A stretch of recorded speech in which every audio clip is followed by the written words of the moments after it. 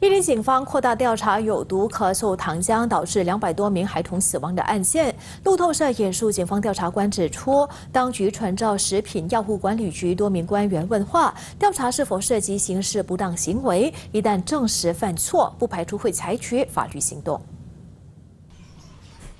印尼市面上去年出现有毒咳嗽糖浆，导致200多名孩童死亡。警方去年底逮捕和提控多家公司的8名员工，如今再扩大调查范围，彻查食品药物管理局。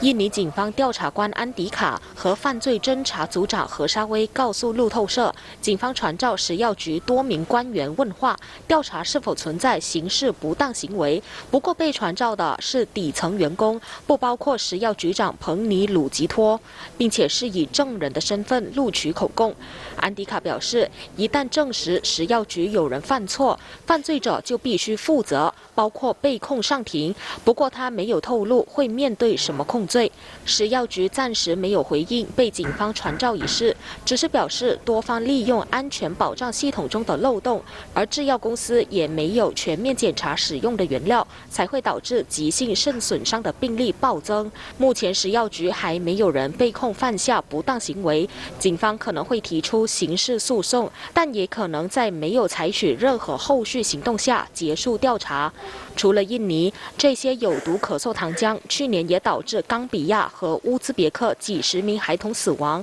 世界卫生组织还在和各国合作调查全球供应链。